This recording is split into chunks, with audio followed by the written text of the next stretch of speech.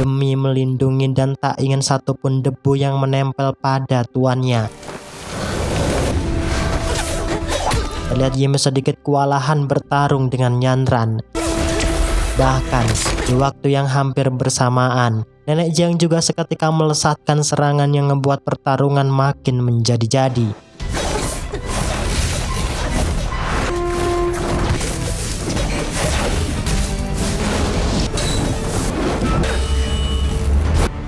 Tak ingin melihat Yanran mati di sana, Nenek Jiang rela menjadi tameng. Yang hal tersebut juga direspon Yanran yang ngebuat pedangnya menancap pas di elemen inti peri Yime.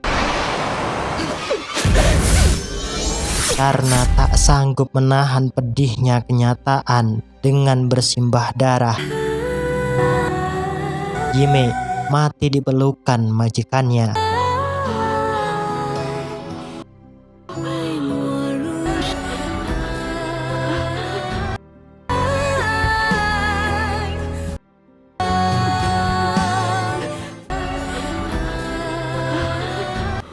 Nah, disinilah mereka baru ngeh jika Yime hanyalah boneka kain. Yang hal tersebut membuat Yanran bertanya-tanya kebenaran akan 500 tahun yang silam di lembah puncak.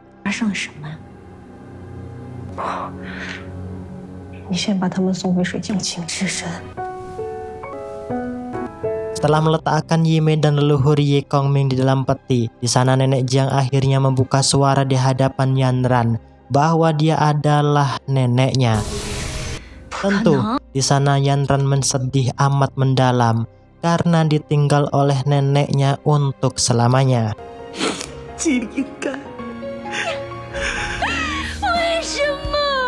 Tentu kesedihan tak cukup sampai di situ. Yang hal itu juga ngebuat Xiaoshuan mensedih setelah melihat jika neneknya sudah duluan di lembah puncak.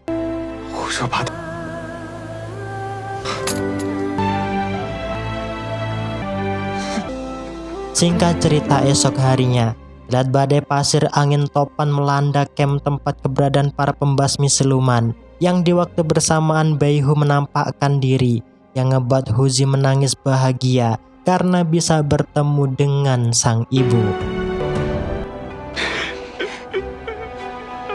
Setelahnya, Baihu bercerita akan kenyataan dan kebenaran lembah puncak 500 tahun yang silam pada mereka, bahwa semua ungkapan dan cerita Qi Wuji merupakan kebohongan yang sudah terkubur selama 500 tahun. Sebelum semuanya terlambat, di sana Baihu membantu Pak Chun melacak inti keberadaan jantung Kaisar Siluman dengan menggunakan setetes darah miliknya. Dan benar saja, meski di lembah puncak banyak kodam liar, akhirnya kertas burung bango Pak Chun berhasil menemukan titik keberadaan jantung Kaisar Siluman. Meski berhasil, namun Pak Chun kehabisan nafas yang seketika tergeletak tewas di sana. Setibanya di gua tempat jantung Kaisar Siluman berada, di sini Baihu mengajak mereka semua masuk ke dalam ingatan Kaisar Siluman 500 tahun yang silam. Nah, di sana Baihu menceritakan bahwa lembah puncak bukanlah tempat keberadaan para siluman terlahir, melainkan tempat dewa gunung dan hewan spiritual suci berada. Tak hanya tempat yang indah lagi asri, lembah puncak juga dijadikan tempat manusia untuk menuangkan doa agar sukses, berlimpah dengan harta, cetek jodoh menurut keyakinan mereka. Namun kondisi lembah puncak saat itu berubah setelah kedatangan Wuji dan adiknya Wu Suang. Dari negeri Fulong jauh datang, tak lain Wuji lakukan dengan calon istrinya Ye Kongming demi memohon pada Dewa Gunung agar bisa mengobati kaki Wu Suang yang cacat. Tak lama keberadaan Qi Wuji di lembah puncak, ia secara tak sengaja bertemu dengan ibunya Huzi yang sedang mandi.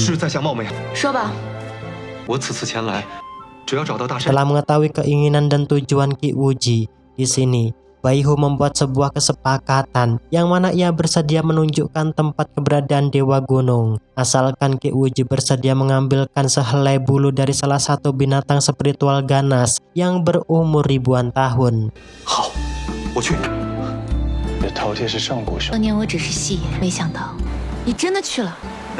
轻了。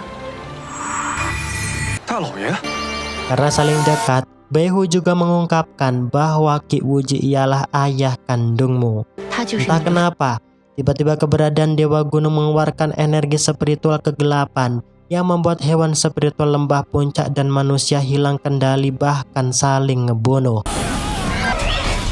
Yang ternyata Qi Wuji bukannya meminta permohonan, yang malah ia ngebunuh Dewa Gunung yang aliran darahnya muncrat membakar dan mengalir hingga terbentuk sebuah sungai yang disebut oleh mereka sebagai Laut Ming. Tak hanya itu, di sana Baihu juga melanjutkan cerita jika Qi Wuji berubah menjadi manusia kesetanan yang bukan seperti ia kenal sebelumnya. Bahkan Qi Wuji juga mengerahkan mengomando semua manusia di lembah puncak untuk membunuh dirinya yang saat itu sedang hamil 9 bulan.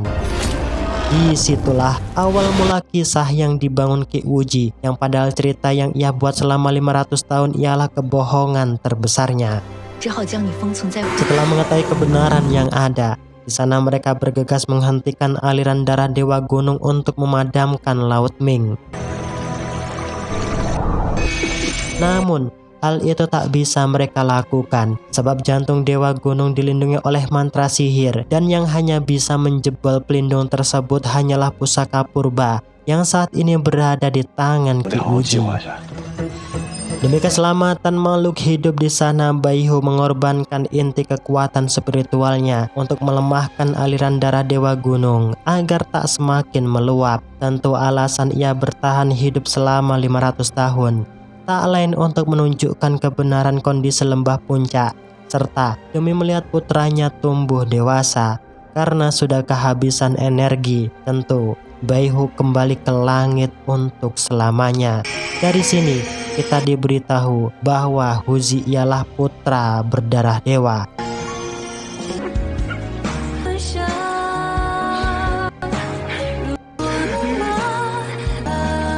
Karena kebenaran harus ditegakkan, esok harinya terlihat Qi Wuji menampakkan wujud aslinya di hadapan mereka. Di sini Huzi datang menjelaskan bahwa semua kekacauan yang terjadi selama 500 tahun merupakan perbuatan Qi Wuji yang telah ngebunuh Dewa Gunung.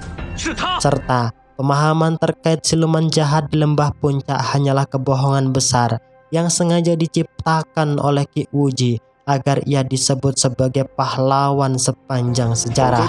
Karena tak mau misinya gagal meski sudah konangan. Sambil tertawa terbahak-bahak, Qi Wuji mengeluarkan pasukan dari segala macam spesies siluman. Tak terkecuali siluman jingklong pun juga dikeluarkan untuk ngebunuh mereka semua.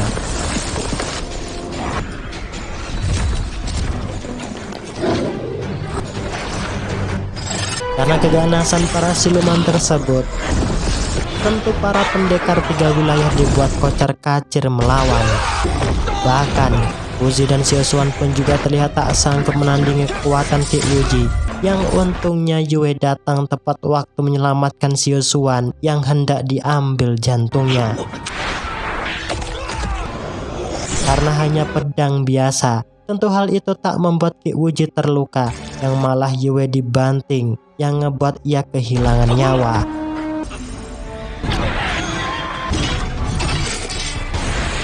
Meski terbunuh, namun teratai Dewa Cilin yang berada di dalam tubuh Yue menjadi sumber kekuatan yang menjadikan para pendekar lebih hebat dari yang sebelumnya.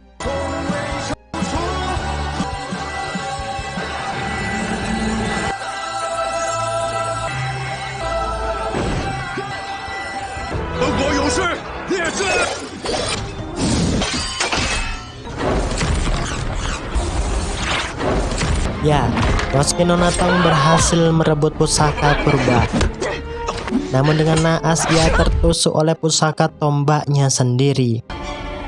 Melihat hal tersebut, tentu Huzi berusaha keras mentransfer energi murni agar Nonatong dapat terselamatkan. Dari upaya Siosuan dan Yanran lakukan,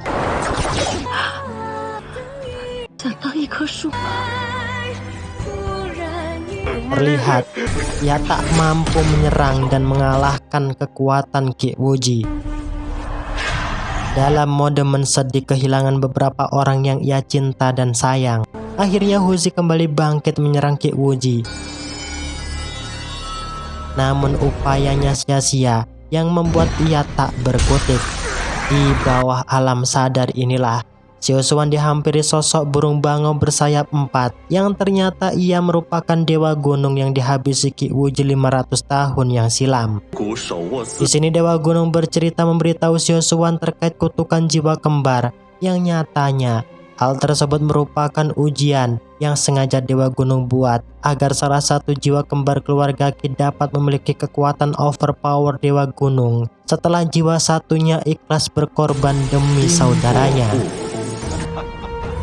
Dan benar saja, di sana Xiaoshuan kembali bangkit dengan memiliki armor 4 sayap bangau emas yang membuat Ki Wuji melongo. Karena tak ada ampun, tentu Huzi dan Xiaoshuan melesat menyerang Ki Wuji demi menghapus dan membalaskan semua dosa yang ia perbuat selama ini.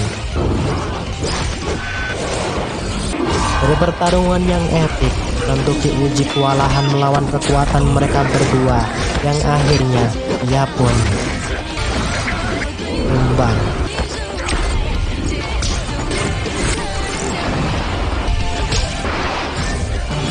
Karena Huzi dan Xiaoshuan belum mengetahui rahasia di balik 500 tahun silam.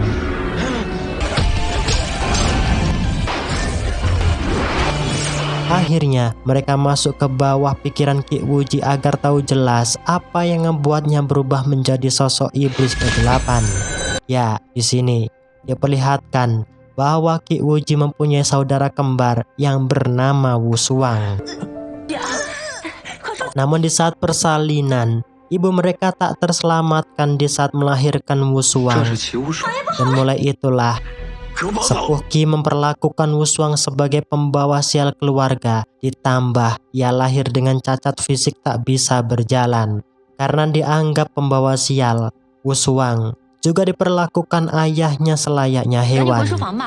Meski sedemikian tak diakui oleh keluarga, Ki Wuji saudara kembarnya yang sekaligus kakaknya sangat sayang dan penuh perhatian pada Wushuang.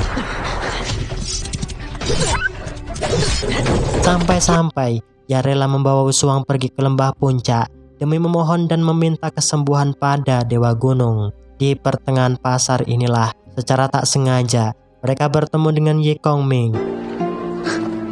Karena Nona Yi juga penasaran dengan lembah puncak, akhirnya ia memutuskan pergi bersama Wuji sebagai awal PDKT agar lebih kenal dekat dengannya. Dan disinilah awal mula cinta segitiga diperankan, yang mana sesampainya di lembah puncak, Nona Yi yang suka dengan Wuji malah dikecewakan setelah melihat Ki Wuji dekat dan bermesraan dengan ibunya Huzi. Atas rasa kecewa tersebut, malam itu juga Nona Yi pergi menemui Wushuang. Alih-alih curhat, di sana Wushuang malah mengungkapkan isi hati dan perasaan pada Nona Yi, yang mana ia sangat cinta dan suka padanya.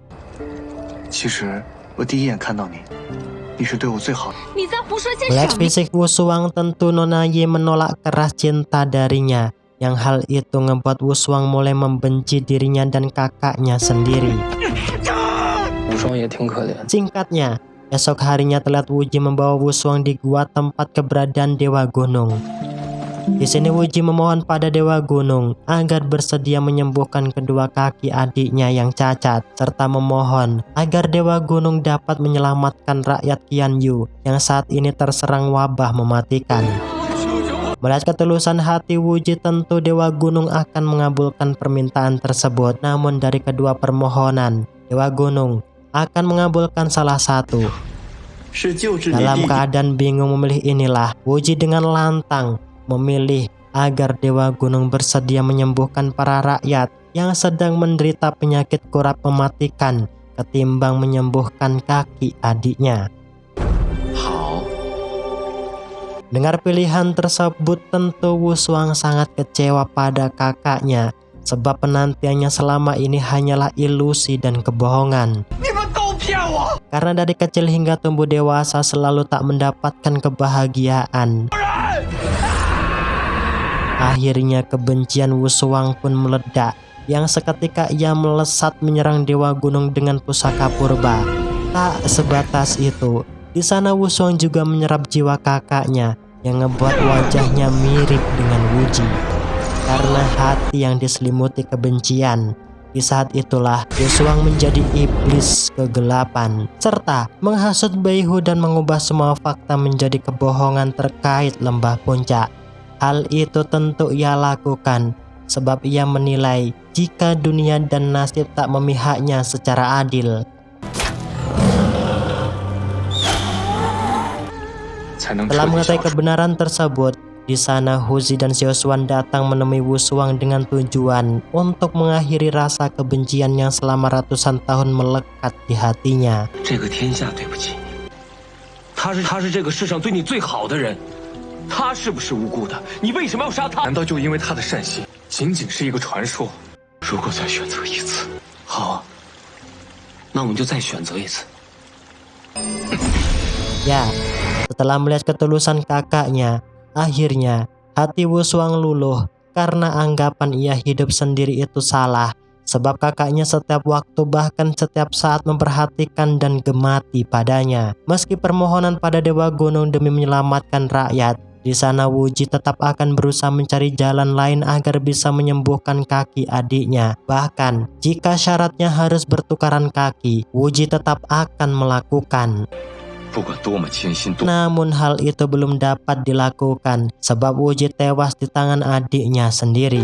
Setelah mengetahui kenyataan tersebut, di sini ia baru sadar bahwa benci maupun kebencian merupakan penyakit hati yang menjadikan orang kesetanan. Setelah semuanya beres, akhirnya Wu Shuang dapat mati dengan ikhlas tanpa meninggalkan sedikit pun rasa benci. Tak berhenti sampai di sini. Lihat Huzi dan Xiaoshuan kembali masuk ke dalam gua untuk menghancurkan jantung Dewa Gunung. Dan benar saja, di sana terlihat lembah puncak kembali seperti dahulu kala yang dihuni para hewan mitologi kuno. Karena misi sudah beres, di sana Xiaoshuan dan yang lainnya mulai packing untuk menuju wilayahnya masing-masing. Namun tidak dengan Huzi, yang mana ia tetap tinggal di lembah puncak untuk mengawali kehidupan yang baru. Dan di saat inilah hal yang tak pernah diduga-duga pun terjadi, yaitu film pun selesai. Oke, terima kasih untuk kalian yang menonton video ini sampai tamat. Jangan jadi pecundang demi hidup, dan jangan pula terselip benci dan iri di hati, sebab itu akan ngebuat dan tak bisa menikmati kopi. Yadalah, saya Mimin Nasi Film pamit undur diri karena masih mau ngebayar cicilan warung kopi di Mbok Darmi. Saya Mimin Nasi Film. Bye bye. Mantap.